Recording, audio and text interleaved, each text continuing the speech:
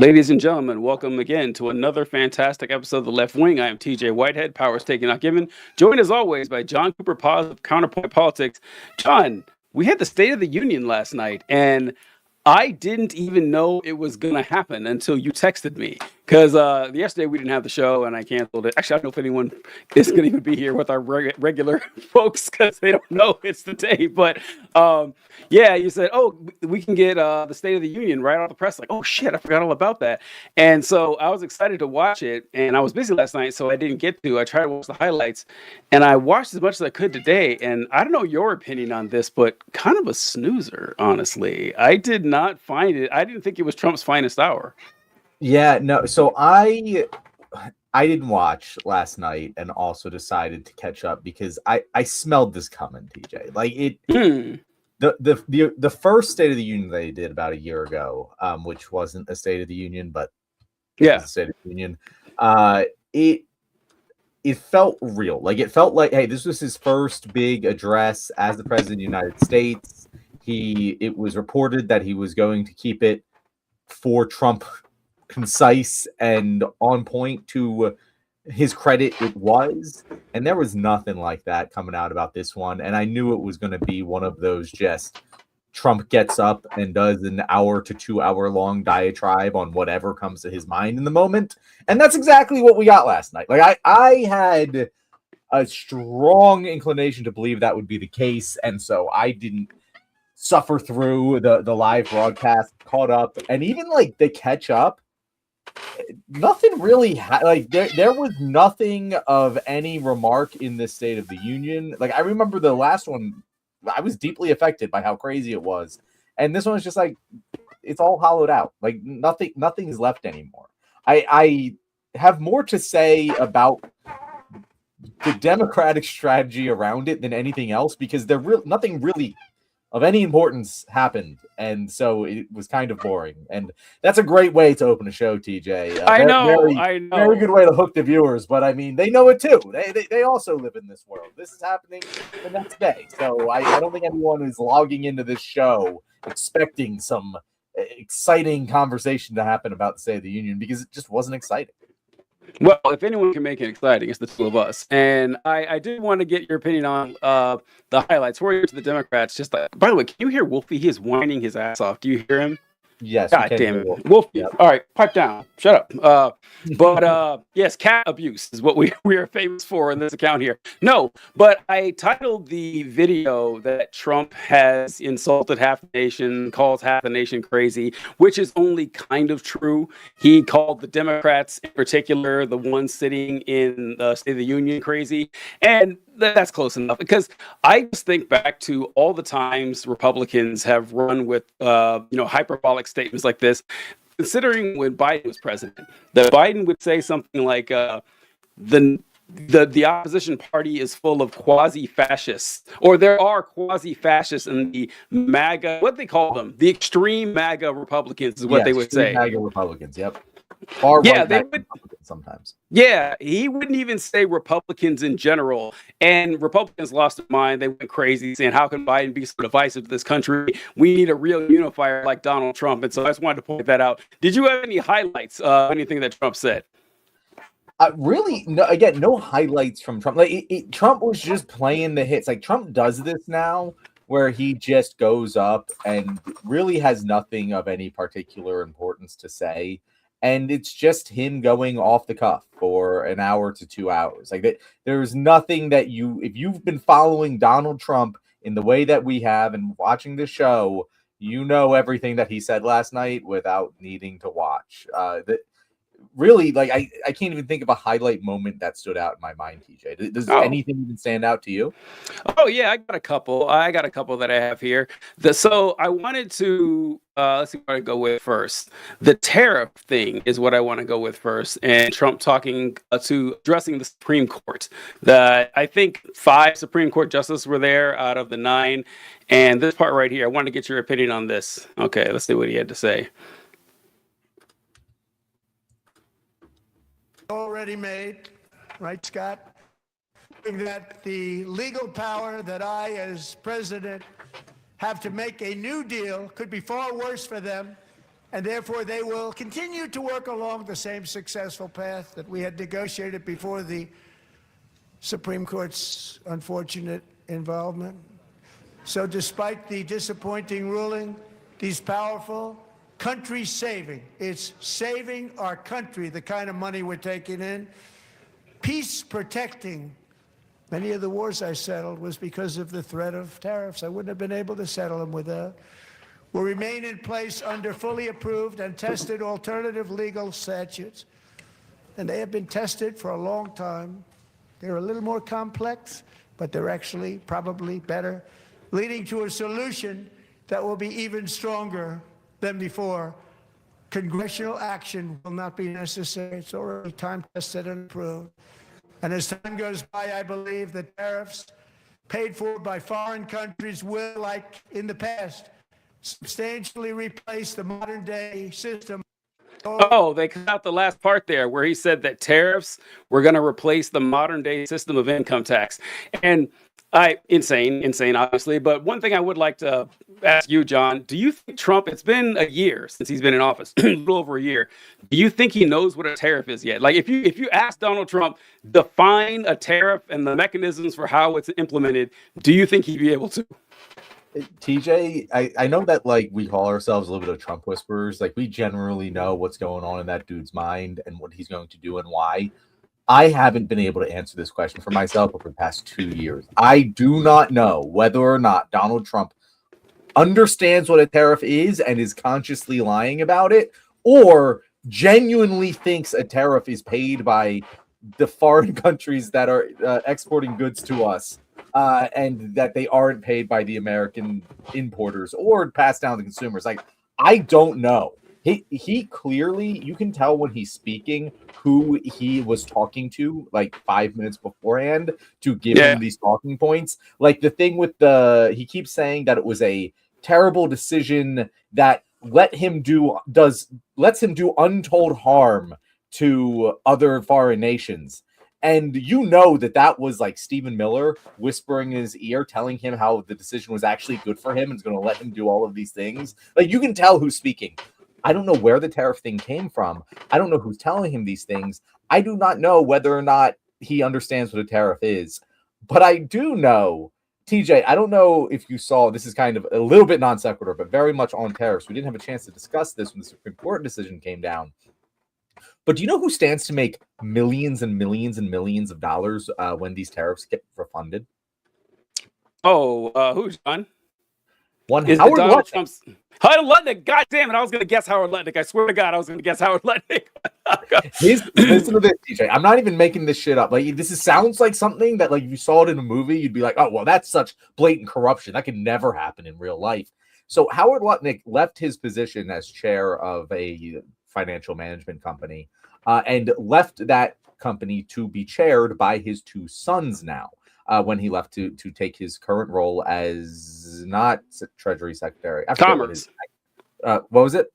Secretary of Commerce. Secretary of Commerce, right. And so that company bought millions and millions of dollars off the rights to tariff refunds. So companies that had to pay tariffs, they sold the rights to their refunds to Howard Lutnick's now son's company to the tune of millions and millions of dollars. So the government is going to release these. By the way, Howard Lutnick is the one who designed the entire tariff program. Howard Lutnick is the guy behind the tariffs. That is his baby. And so he wrote up all the laws for the tariffs, all the way that they're going to be implemented, put them out there, charged Americans billions of dollars in taxes, which he likely knew was illegal, which is why his sons bought up the rights to the refunds they knew were going to happen because their dad designed the illegal tariff scheme. I know that. I know that was a scam. What I don't know is if Donald Trump was in on it or not, or if Howard Lutnick just played him like a fiddle. I really don't know what the answer is there. Yeah, that's. I think I remember hearing something about that a little while ago, but yeah, I'm not shocked to hear that about Howard Lutnick. I wish that I knew we were going to talk about this guy because Howard Lutnick. We mentioned how he was ecstatic about getting a bunch of money from his payouts in after 9/11. I made a video on TikTok about this, which you guys can find at Power Sticking Not Given at TikTok. And I was talking about how insane it was that he was pretending to be sad and doing a very poor job at it. And I had some of my comments like, well, won't those payments go to the family members? And the answer is no. The answer is that this was taken out by Cantor Fitzgerald. That's who it was. That's where he worked. He was the CEO of Cantor Fitzgerald. Exactly. And yeah, they actually fought it in court for a long time until 2003, and they got the payment up to $135 million.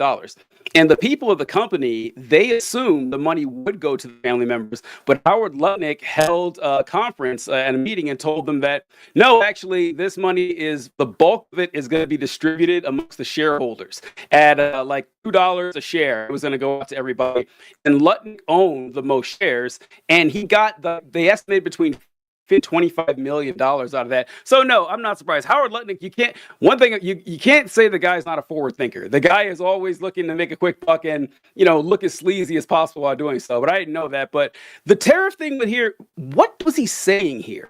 When he said that the Supreme Court made an unfortunate decision to revoke my authority to make unilateral tariffs, but we found a framework somewhere else where we're going to keep this going, and we think that there's other decisions that will support this. Does that mean he was going to keep fighting it, or that he was like, no, fuck it, I'm leaving tariffs in place? What exactly did he mean by that? I didn't really understand. So, PJ, no one really knows what's going on. Okay, glad it's not just me. Okay, like he thinks, I can tell you, he thinks that he can just do it slightly differently and it will work. And honestly, I don't know if he's wrong, because the mechanisms that the Supreme Court has to enforce their decision are basically nothing. Like, the agency can't do the things that they said that can't be done. But if he just makes up another reason to implement the tariffs, then the Supreme Court has to strike down that reason, and the tariffs will remain active between now and then. And we'll just keep playing this game over and over and over. Specifically, SCOTUS did not say anything about what was to be done with the illegally collected tariff income.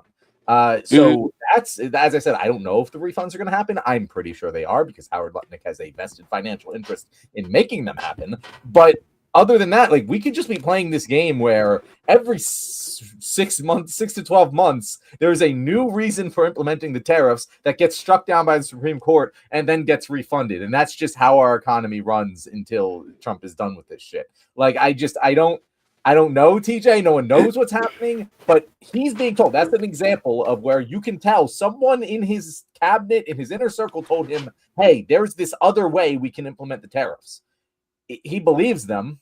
But that doesn't mean that they're actually able to do it. No, we got a comment here. A lot of viewers, but not a lot of comments flowing in. This is our question and answer segment ostensibly tonight. So if you guys got any questions, new people probably, let us know.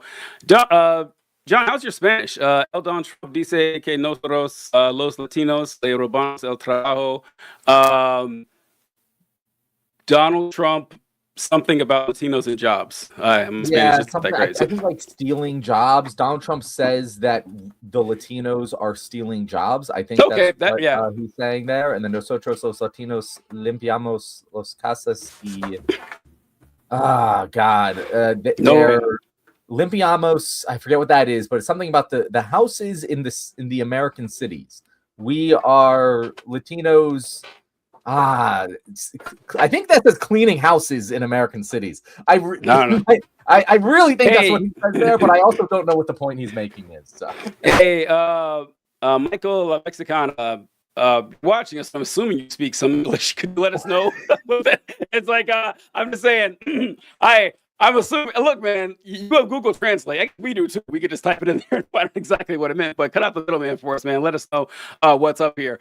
All right. There's another clip from Trump I wanted to add here. Let's see. Which one is this? This is about Social Security and Medicare. I can't remember why I added this one. I'll find out after I listen. To make it easier for Americans to save for retirement.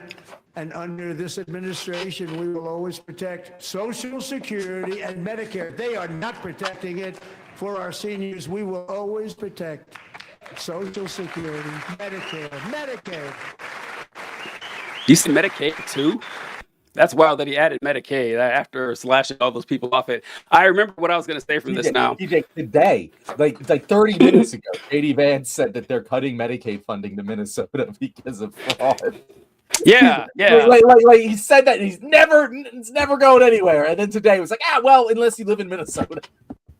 Yeah, going after Medicaid is as a Republican, it's a darling. And going after Social Security in a certain way, what they like to say is that they'll protect Social Security for everyone who's already older. If you're 55 and up, your Social Security is going to be safe. It's everyone younger than you. We're going to have to raise. I don't know if you saw that Dr. Oz clip where Dr. Oz said that we need young people to start working 1 year earlier and working 1 year later when they're old. And that's going to save a lot of money on Social Security. Basically, work yourself to the grave to help your country and everything. But what I liked there, what Trump did, is honestly, we've been arguing that the Democrats should be saying a whole lot more of this stuff.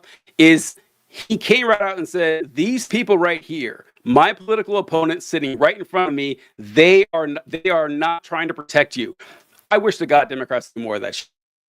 It works. People are very simple. That doesn't mean they're stupid, but they're simple. Politics is a complex game. And so if you can come out and say, I am doing this, that's great, but I am doing this, and these people here are trying to stop me, and I'm trying to help you, that's great. I thought Trump had a couple of good moments in an otherwise lackluster speech, but I thought that was one. I wish that politicians would do more of that. Yeah, and they should, and they try, but like the Democrats aren't good at it. Like the Democrats are not good at fear mongering. They just because how do I put this? I feel like the core Democratic base right now, and when I say I feel like this is very much evidence based, but the core Democratic base right now is your mostly white, but most importantly college educated, middle to upper middle class. Working person. That's like the base that the Democratic Party is controlled by right now. And those people aren't actually scared of shit. Like you can't that's a good point. That's because true. There's that's nothing true. really scary. Like yeah, we get scared of stuff, but am I really shaking in my boots over an economic collapse?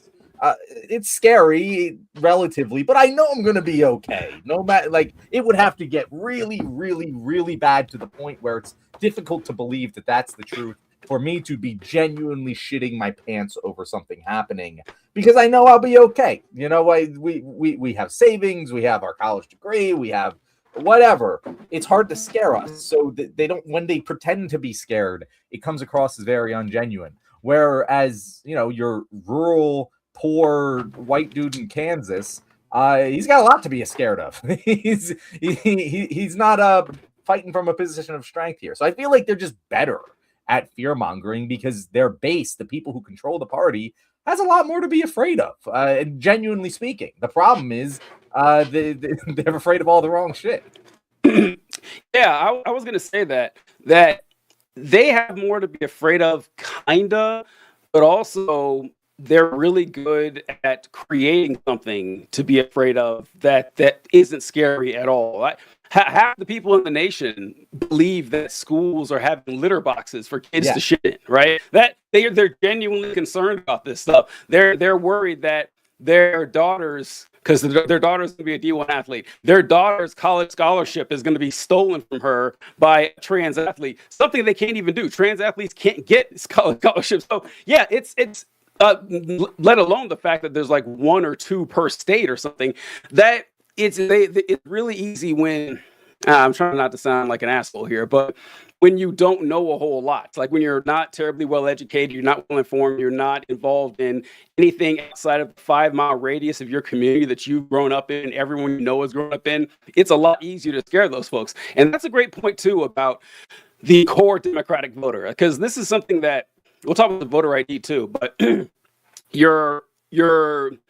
people who are hurt the most by American economic policy or American foreign policy for that matter don't really vote. The poorest people in the population vote a lot less than the richest people or middle class people in the population, even though the poor people suffer more. So when you're trying to gin up fear for someone who's, if not financially wealthy or affluent, at least stable, right? They have a decent family, they have a mortgage, they have a decent job. If something completely collapses, they've got their degrees on their side, they've got connections, they've got networking.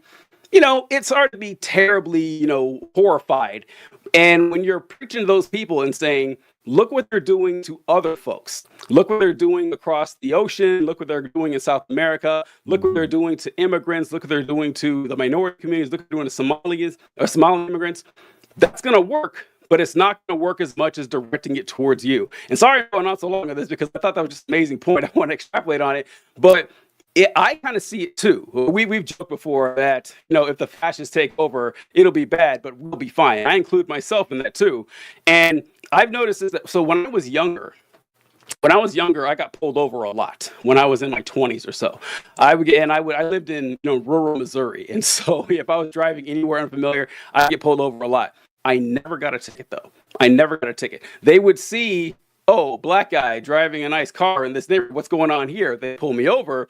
But once I started talking, and they're like, oh, this one can talk. How about that? Like, this is an educated one, or like this one, he seems like he's in a social strata that I either aspire to be in or that I can expect, like, immediately. So like when you hear people saying that, oh, you're afraid, I'm not afraid to get pulled over by cops. I've never had a bad interaction with one, but that's not because there isn't systemic. I understand the world is bigger than me. That is what these people can't fucking understand, that you're not the only person in existence here, and that is hard to get across. That's a good point. It's kind of hard to convince people to vote outside of their special interest. DJ, like, you're making good points here. I'm distracted by the chat right now. Why is it in Spanish? Algorithm today? Like, we're not speaking Spanish, guys. I don't know. I mean, I know what you're saying. I know you're calling me a homosexual. It's pretty clear from the context clues here. But I've never seen a single Spanish comment in our comment section with him. And then tienes ancianos en tu país también, which I don't know what ancianos means, but people. Okay, so we have old people in your country as well. So that's what they're saying from my Spanish language translator who just walked in the door. I like that.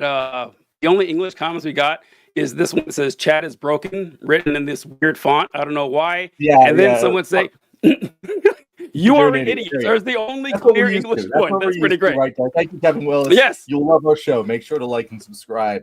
And I also love the chat. Is like that was fucking. What's his name? The Panthers quarterback who played for Auburn, whose name Cam Newton. That's how he writes everything in that like weird wing thing. Cam Newton played for Auburn. Yeah, what does it matter? This doesn't matter at all. But Hugh Jass says, "Are my comments not working? I don't see any. Can you see mine? Mike, you disappearing." Hugh Jass, I'm so glad that someone we know is here. I have no idea what's going on in comments. Like a lot of them are in Spanish. I guess a lot of them aren't popping up. Someone wrote in a weird font that chat is broken. I don't know what's up. Who knows really what's going on? Like right now on our stream, TJ, we only have one person streaming on the left wing. The rest are all streaming on your channel. I don't know. Weird. I don't know what's going on here. Very weird algorithm day, DJ. That's weird. Okay, I don't know what's happening here, but all right, yeah. So what were we talking about? We were talking about tariffs, and then we went to I don't remember. So I'm gonna go to another clip right here. Oh no, I remember, John. I wanted to ask you something that Trump said. So I don't have the clip, but Trump does say that we should have voter ID, and he went off on this big voter ID tangent. And I think you will agree with this, because I think we're pretty similar on this. What do you think about this? I think the Democrats should just bite the bullet and say, yes, we are going to propose voter ID. Oh, you agree? You agree? You probably think the same thing I'm going to say. So for a long time, my position on voter ID has been I'm totally okay with voter ID.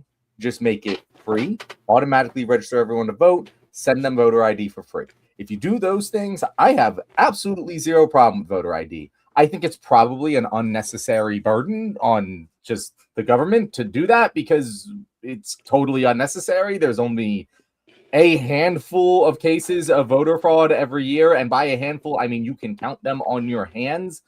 But sure, if they really are that upset about it, sure, we can do that. And if we can get automatic voter registration out of it, even better. Here's the thing, though, TJ.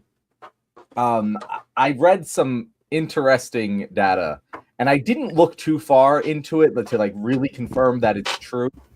Because personally, I think that voter ID and trying to get people not to vote by voter ID law is just fundamentally anti-democratic, and so I don't support it. But the data did show, and it was from a trusted statistician, that if this were to go into effect, it would impact Republicans way more than Democrats. And it's not even particularly close, especially with Trump's voters, who are largely more likely to be lower information, lower education, lower income voters who are less likely to have government identification.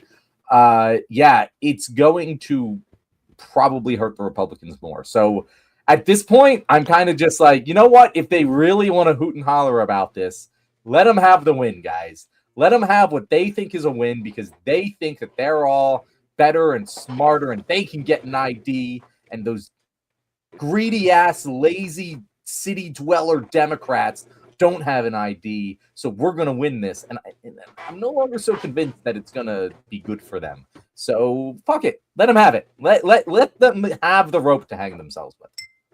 Yeah, I'm kind of thinking something similar there.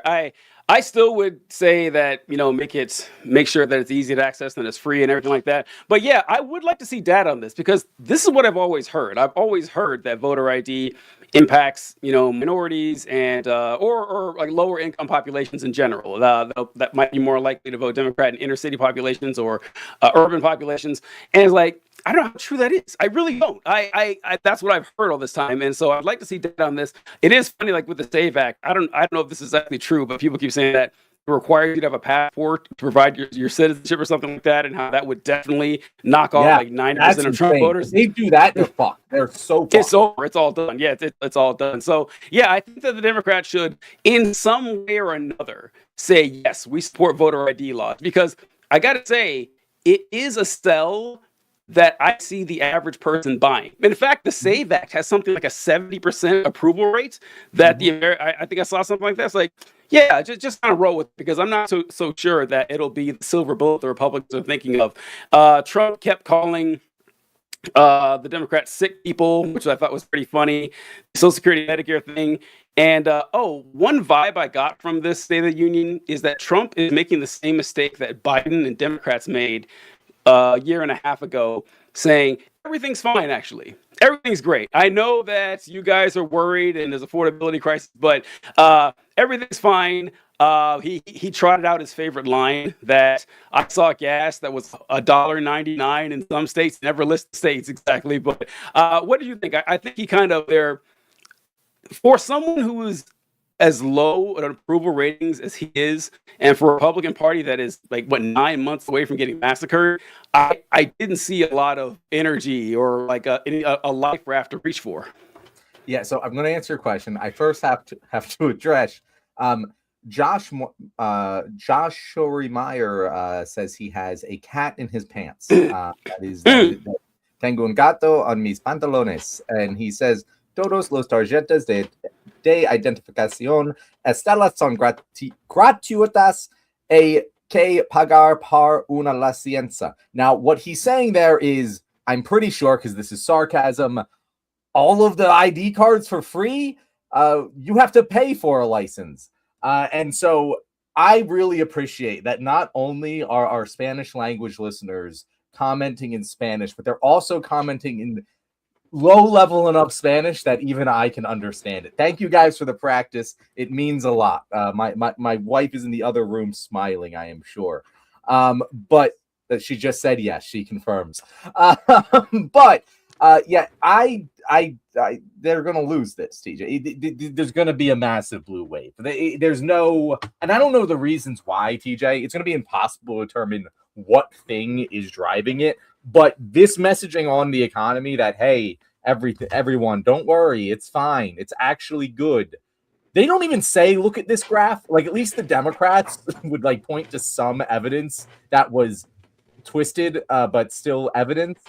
They just say, yeah, trust us, bro. It's all going to be good. The phrase we've been using a lot. I don't know if Trump said this last night, but he has said it. Mike Johnson said it. Several congressmen have said it. Is there 2025 was setting the table. 2026 would be the feast and banquet. Have you heard that, TJ? No, I haven't. Oh my God, I've heard multiple of them say it. I don't know what focus group they have running. winning message, but it sounds so let them eat cake. Like, I cannot believe, like, they sound like Democrats. Like, genuinely, their entire economic messaging, they have no idea what to do, because they literally sound like the Democrats did 2 years ago. Yikes! Not looking good. Not looking good for them. I agree. I like the weird. It sounds like oddly biblical, but it's not. I would know if it was, and it's just like a strange one right there. And what that comment you said about the gatos and los pantalones? That's from Bad Boys, right? Isn't that something that Martin Lawrence and Will Smith he yells it, that guy? So gatos and los pantalones. Oh, maybe you don't know. All right, never mind. That's definitely from Bad Boys. It sounds like something I've heard before, but also I've never seen Bad Boys. So okay, well, Bad Boys 1 and 2 are excellent films. You should check them out. And Colby says, "Papi, your Espanol is excellent." And Hugh Jazz says, "Those are all your wife's sock accounts." John is like, she has 100 sock accounts that she just activated today and forgot to translate it to English. Just make people speak Spanish. That's fantastic. I love that. Oh shit. Okay. Josh says that there is different identification to have a license. I think he's saying there's some it's different ID than a license that you need. With maybe is what he's saying with the Save Act. I'm loving this bilingual episode that we're having of the Left Wing. It's absolutely fantastic. This is great. This is the first. It's a long time coming. We've been too bigoted, only speaking the Queen's English here, or the King's English now, and we need to change that. I don't know if this is what he's talking about with Joshua. Fucking, I don't know. Joshua Reimar. That is not a Spanish name. You know what? Fuck it. Anyway, the identification you need to get in Ohio just fucking with us. You ever wonder if you have any racist tendencies? They come out real easy when you see something you're not used to. You ever see something jarring, like an Asian person with like a Scottish accent or something? You're like, whoa, okay. Weird. I know you're not allowed. About. It's very weird. Yeah, you're not allowed to do that. That doesn't fit my paradigm here. It is either an Asian accent or American English, like one or the other. You can't just do this to me, all right, man? I don't need to see. I see a Japanese person speaking in a German accent, I'm gonna be terrified. We can't let these two cultures combine anymore. We've seen the damage that they can do, but. Yeah, so I wanted to pull up this clip here. I forgot what it was about. Let's go. Let's both be surprised. They've already developed missiles that can threaten Europe and our bases overseas. Oh, he's talking about Iran. And they're working to build missiles that will soon reach the United States of America. After Midnight Hammer, they were warned to make no future attempts to rebuild their weapons program, in particular nuclear weapons, yet they continue starting it all over. We wiped it out and they want to start all over again, and are at this moment again pursuing their sinister ambitions. We are in negotiations with them. They want to make a deal, but we haven't heard those secret words. We will never have a nuclear weapon. My preference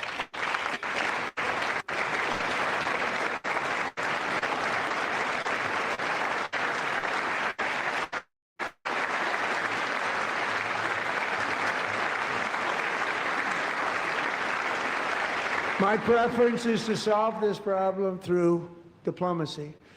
But one thing is certain, I will never allow the world's #1 sponsor of terror, which they are by far, to have a nuclear weapon. Can't let that happen. All right, so John, I want to get your opinion of what Trump said right there, because from what I remember, you were jonesing for war with Iran. So what do you think now that Trump bringing it back up again? Yeah, so first of all, I'm not jonesing for war with Iran. Sorry, Mark. But so it's weird because what's going on with Iran right now is not anything to do with nuclear weapons. Like they just started talking about nuclear weapons probably to manufacture consent, because Americans do not want war with Iran. I think it's really the only reason we haven't struck Iran is because Americans are so against the idea that they don't want to risk any sort of political fallout here domestically, but it has nothing to do with their nuclear program. It has everything to do with the fact that the regime is weaker than it has ever been. They are collapsing from the inside. Protests are going on, and by protests, I don't mean American protests. I mean Middle Eastern protests, where people are literally risking their lives. They are gathering people up. If they don't kill them on the streets, they're gathering them up and having mass public executions. It is really, really bad. The regime is hanging on by a thread, using complete authoritarian force to try and just quell all consent through lethal agenda in their country. And that's why I say, hey, I wouldn't be completely opposed to military intervention in Iran, because what they are doing is the kind of thing that does warrant military intervention. If you were to look at, say, any other thing, that any war that you think is justified in history, say you can go back to World War II, whatever, and you could say, hey, we should start the attack right now at this moment, you would have had agreed with that if you were looking at where they are in the regime right now. And if we can take out the regime, which has been absolutely terrible for the people of Iran, all the better. However, regime change is messy. It can very much backfire, and there's a lot of reasons to not go to war with Iran too. Primarily, the reason I would not support it right now is because Trump is in charge of doing it. And Trump doesn't do anything that doesn't benefit him, which also might be the reason we haven't actually done it yet. I would actually wager that in this case, we might be looking at a situation where the Democrat, Kamala might have hit Iran at this point already. You saw Democrats standing up there, cheering him on there, which they shouldn't be, but I understand why they are. And it just, I don't know. They're manufacturing consent with the nuke stuff. That's not actually any part of the equation of whether or not we strike Iran. I don't know if I agree that it's not part of the equation, because we've been well, I know I was joking about John jonesing to go to war with Iran, but the United States has been for a long time, for a very, going back to the Iraq War, I guess the second Iraq War back in the 2000s, that Iran was on the list too. I don't know if you remember this, John, but George W. Bush, he would talk about the axis of evil, and he would talk about Iran, Iraq, and North Korea. I thought North Korea was thrown in there, I always thought, but the battle plans and the strategies to invade Iran has been there going back a long time, and that we facilitated regime change in the Iranian government back in the 1950s. And so I guess the question would be, if they wanted to replace the regime, who replaces it? Well, obviously they already have someone. They have the son of the Shah. That's who they want. Yep. They want another Western-controlled puppet dictator. The regime change it back.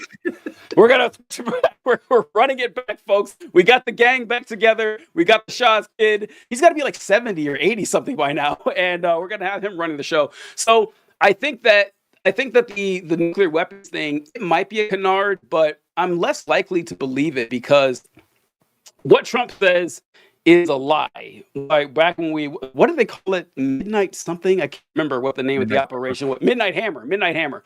Operation Midnight Hammer, when Trump sent planes to bomb Iranian nuclear facilities. And he's been saying for months now that their operation is destroyed. It's obliterated, is the word he used. There's nothing left. They can't start up the nuclear weapons program. Oh wait, actually they can. And this is Trump saying that, but that part actually is true. That the IAEA says, oh yeah, they did some damage to the nuclear weapons program, or the nuclear program in Iran. There's no evidence that was a weapons program, but they're back up and running.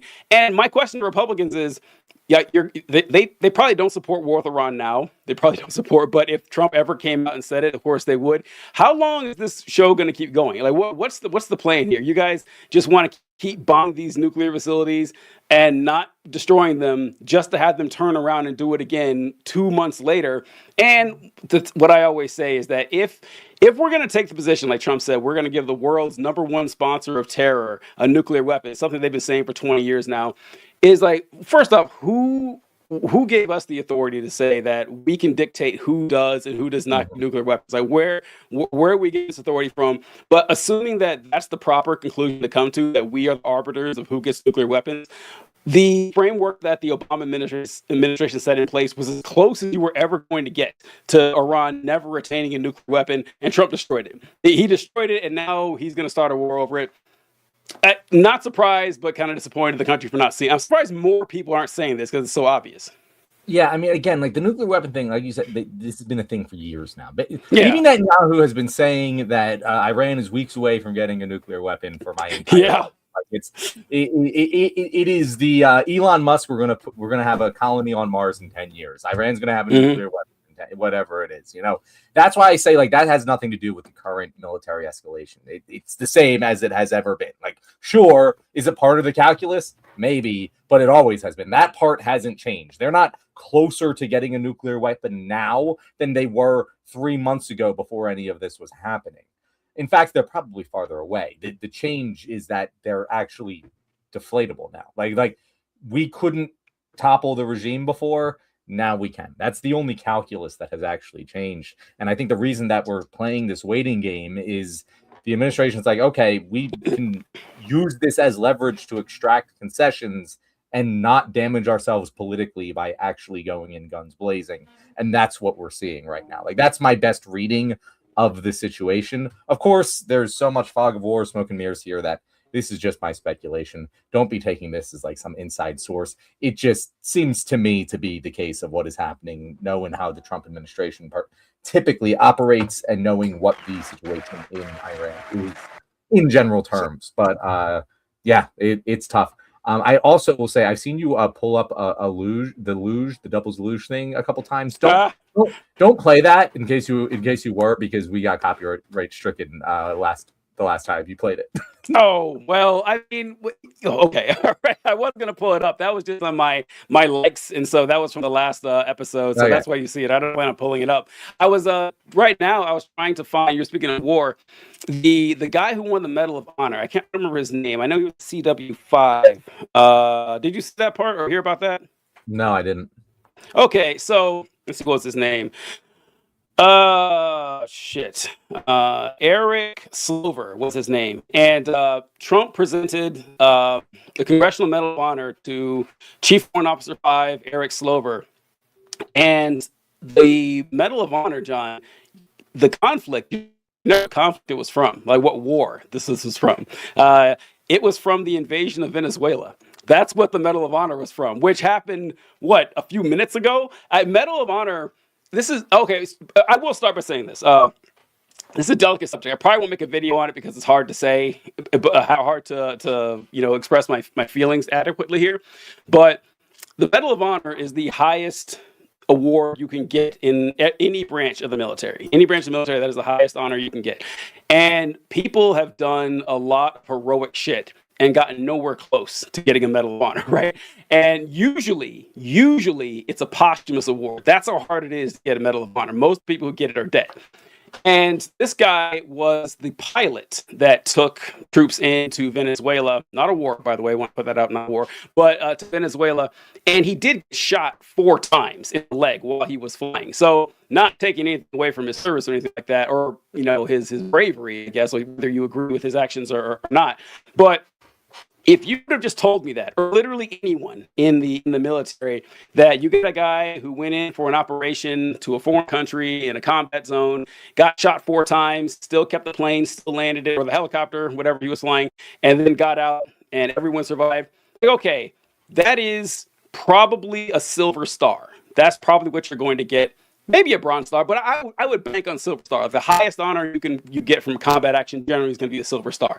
And a Congressional Medal of Honor for this is insane. It's insane getting a Congressional Medal of Honor. If you read what other people did to get a Congressional, and I hate saying this because I'm not saying the guy didn't deserve an award as far as the military is concerned. I'm not talking morality here. The military gives awards for the acts that you do, whether they're moral or otherwise.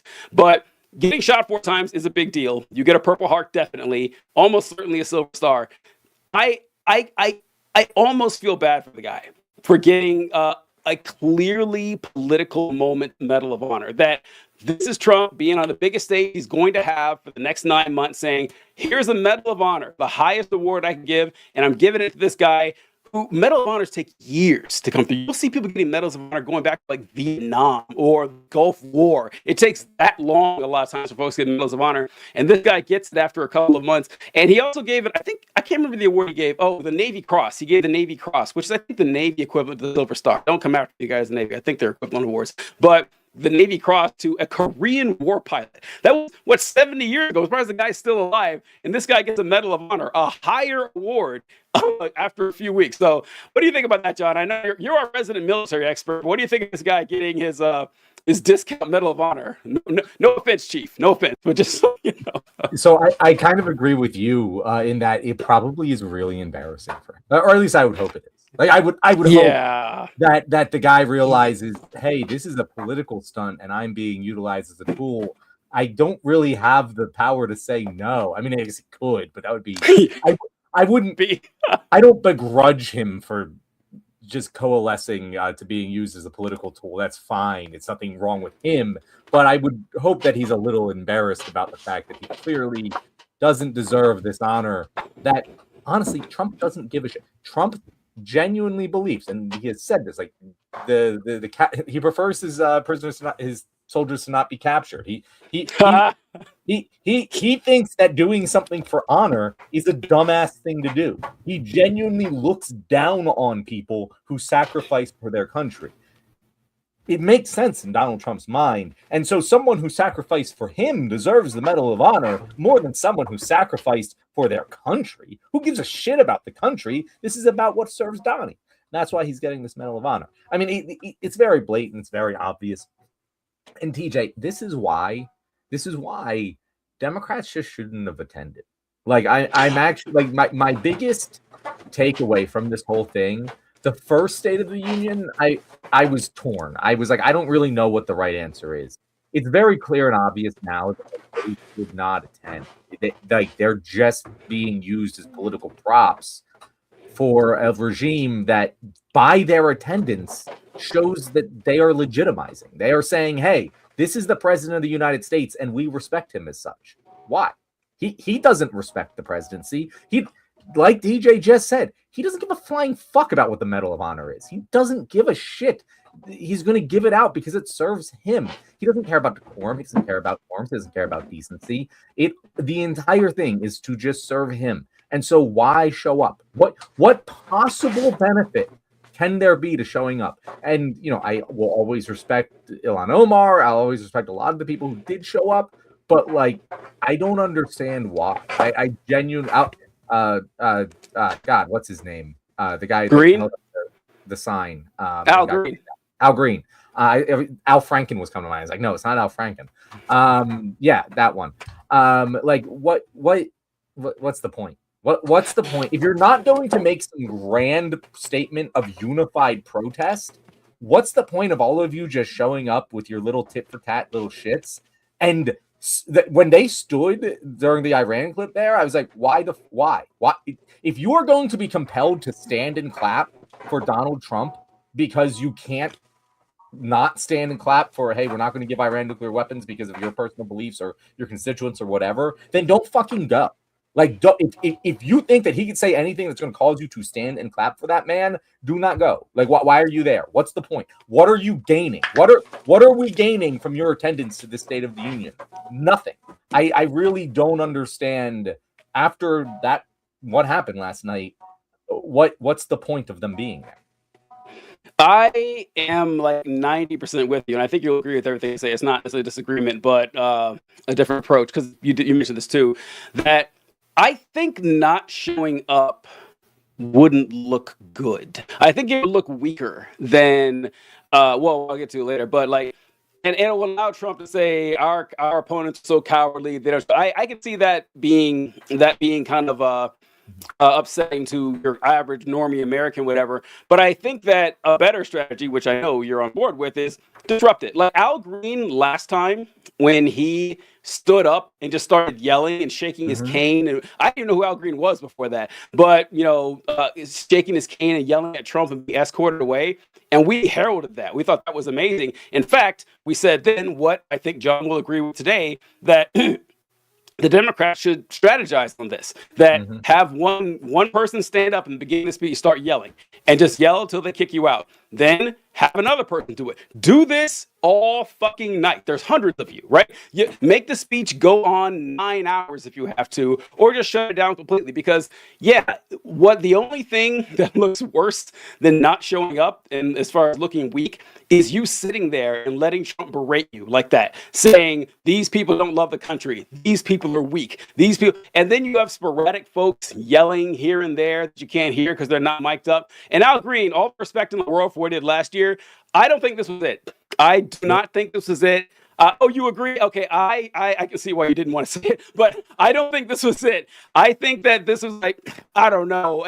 If you hadn't heard the story about Trump posting that image, I'd be like, what the fuck is he doing? Why is he putting that up there? And I think that a lot of people who aren't tuned into politics wouldn't even know about that story, about Trump posting that image with Barack and Michelle Obama. I wouldn't have gone that route. Then again, he can do what he wants. He's earned a pass from me for what he did last year. I thought what he did last year was a lot better. And I wish that the Democrats were, like you said, more coordinated on this, than that we're going to disrupt this. If Trump is going to make a mockery and a farce out of this entire event, so are we. Right? We're going to do it. He's going to be forced to have a Republican-only State of the Union address, which will make him look weak. This seems like pretty simple strategy to me, but then again, I don't have the big boy job like that. Yeah, it kind of reminds me, like, if I'm going to, like, compare it to the content creation game, like when you get, like, you try out like a new format for your content and it absolutely hits, but then like, you don't really know how to follow it up, so you put some weak sauce out there just because the algorithm told you that you should, and it completely bombs. That's what this felt like, because like you're right, last year, like, I was full respect for him. It was awesome to watch him stand there and stand up to him and get taken out. Very disappointed that none of the Democrats joined in that protest, but he won the State of the Union last year, and it just felt like he was trying to do the same thing again, but worse. Like it just didn't come off. And like you're right, like only people who are already inclined to be following this shit even understands what that sign is a reference to. Like, I'll say it because I know you agree with me, but like that's like the 800th worst thing Trump has done in the past few weeks. Like as much as that was horrendously racist, it's bait. Like that's bait. I don't know how you can't recognize bait. It's okay to like talk about it and be like, hey guys, this is fucked up. But to make that the statement you're making at this point, it's like, why are you taking the bait when if you're gonna hold up a sign that says something? I can think of 10 different things off the top of my head that would be more effective than black people aren't apes, because A, everyone agrees with that statement. 2, the people who don't agree with it, like, who gives a shit? Like, you're never going to change your minds. And 3, the majority of people aren't going to know what the fuck you're even talking about. So why even say it? And this is... my mind also went here, being a guy who's good at insults, is that it's actually pretty good at a great thing when you're good at insulting the people, is that you find openings you can't really teach it, but like when someone says something, oh, this is easy to boomerang on them, or easy to, use pedantry to still make the insult. Those are great like that. And when I saw that, this brought up one of my biggest fears whenever people say this, because I know that there's some right-winger out there who miraculously has a triple-digit IQ who's going to come up with this when they'll say black people aren't apes, and they'll say, yes, they are. All humans are apes. So it's okay to say black people are apes. I mean, it's a scientifically correct statement. I thought you libs believed in science. I was like, don't do that. Don't make the statement that basic and easy to refute from the racist point of view. Once again, it sounds like I'm nitpicking, but it's only because I had such high expectations for Al Green. Honestly, if he did the same fucking thing, if he did the same thing as last year, getting up and just disrupting Trump 4 years in a row, who's going to complain about that? What, are they going to kick him out? Good. That makes you even more popular. And I don't know, I am kind of surprised the Democrats haven't run with this, because there's no way they haven't thought of this, right? They must think that it would be a detriment to them. And by the way, think of this. Trump has he's at what, 38, 40% approval rating? Trump is a wounded antelope at this point. Go smell the blood in the water, man. Go for the kill. Go for it. Like, you guys have the wind at your back. You're going to crush the Republicans, but they're making a concerted effort to say, oh, we're going to stand back and just say a few things here and there while he insults us. Let him give him enough rope to hang himself. Look, maybe it'll work, but it doesn't inspire me for the future. You know what I mean? Yeah, and like you make a great point there with like you got to know how to insult someone, and that's not going to Yeah. him. It's like they vice signal. Like his whole thing is vice signaling. Calling him a racist is what he wants you to do, believe it or not. I know this is going to be a shock to, you know, seasoned Democratic politicians, but Donald Trump likes when you call him racist. He loves it. His base loves it. They eat it up. If you're trying to get a message across that Donald Trump is racist, it's not going to land. It's not going to land. It's actually going to hurt your cause because he wants you to. That's not the chink in the armor to attack. And there are so many more. Like Ilhan Omar attacked him killing American citizens. That's fine. That's a fine message. Again, I don't think they should have been there in the first place, but that's a fine thing to attack because that does upset people. And that is a really hard position to defend.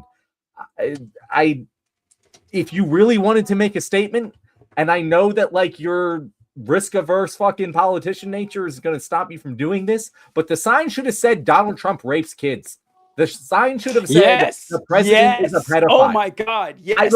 I don't. If you're gonna put a sign up that's gonna get you kicked out, go for broke. Like there's no reason it shouldn't be the president is a pedophile. That is what the sign should have read. That is clear to everyone what the fuck you're talking about, and it's actually going to hurt him. It's actually going to piss him off. You are going to see an unhinged reaction from him when you do that. He didn't give a shit about the fucking monkey sign. Like he just doesn't. If anything, it made him smile. Like it seems like a blown opportunity. Again, if you are going to attend and hold up a sign, you're going to be criticized when it's dog shit. I'm sorry.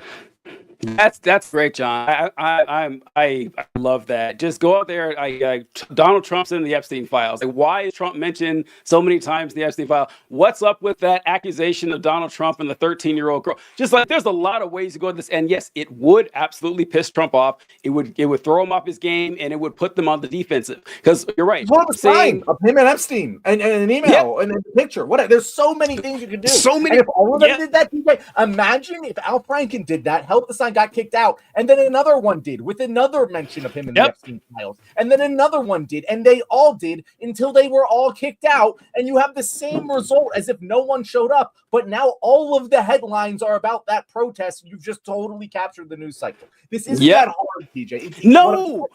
The reason I'm getting heated right now is this is so fucking easy. It took me 30 seconds of thinking about this in the middle of a conversation with you to come up with something better than what they did. And these people are supposed to be the defenders of our fucking freedom. Like, fuck them. Yeah, it's really disappointing because these are smart. Well, a lot of them are smart, not all of them, but there are some smart people in this group. They could have done something here. They could have. There didn't seem to be any coordination. You can't tell me those folks had. No, there's no coordination. And I've seen coordination that I thought was bad. I remember during Trump's first term, a few congresswomen wore all white suits or something. Do you remember that? They all wore white clothes. Yeah. It was dumb, but at least it was coordinated. I didn't see anything here. I didn't see anything of the sort. I'm running out of time here, but I wanted to bring this up real quick about Trump going after the Somali immigrants. And here we go. Let's see. The Somali pirates who ransacked Minnesota remind us that there are large parts of the world where bribery, corruption, and lawlessness are the... Boy, they had the camera ready to go to Ilhan Omar when he mentioned Somali. It's like, oh, wow, that's kind of... I hate that, but all right, here we go. ...of the world where bribery, corruption, and lawlessness are the norm, not the exception. Importing these cultures through unrestricted immigration and open borders brings those problems right here to the USA, and it is the American people who pay the price in higher medical bills, car insurance. I wanted to play that because of what you mentioned there, that attacking them and calling them racist isn't going to work because, god damn, man, the president of the United States gets up there and says that there are some cultures out there that cannot assimilate to the United States of America. They come from places that are filled with unbridled lawlessness and terror, unlike, here or something like that. We can't allow Somalis in particular to be brought in through, what do you say, unfiltered, unfettered, or unchecked immigration, as if that's a thing, as if they just brought Somali immigrants over here without finding out anything about them. And yeah, that's not going to work with these folks when you have stuff like that. I wanted to add that to your point. Yeah, no, I love that you pointed out the camera was ready to pan to ready, man. Because it's not that hard to predict. It's like, oh yeah, at some point Trump is going to make some outlandish racist statement about Somalians, and at that point, they probably had someone ill on him the whole time, like just on her the whole time, waiting for her to do something, or Trump to mention Somalis. I could do a whole segment tomorrow, TJ, on the culture. We can't import the third world culture argument, that this is something that less than 4 years ago, but the last time Trump was president, this sort of argument was just starting to come forth on like the frothiest far right wings of the party. Like this is something that you'd hear Matt Walsh say. This is something that you might maybe hear Ben Shapiro say, but you would never even hear Fox News anchor say something like this. And now it's already being propagated by the president of the United States. And that is how fast this cycle is moving. And it is scary in that sense. And it's really upsetting that that's just the norm. Like, I have people in my comments all the time now talking about like, oh, well, their culture's incompatible. No, that first of all, culture isn't a real fucking thing. You know what? Let's do a segment on this tomorrow, TJ. We're running out of time. That sounds good. And I could go on this fucking tangent for the next half an hour. All right. That sounds good. Well, we got to shut it down, folks. It's about that time. Tomorrow, we'll bring this up and a few other topics too. Maybe we should move our show to Wednesday. This is one of our highest watched shows we've ever had. So, like I said, maybe more English speakers. Well, we'll discuss it, but yeah, no, definitely make sure you turn on the Spanish subtitles. Arabic. Joshua Reimer, what language do you speak, man? What is happening here? Well, it's a smiley face. I'm sure maybe he did that on purpose, but yeah. So, all right, we'll catch you guys later. Have a good one. Hasta la vista. God, hasta la vista.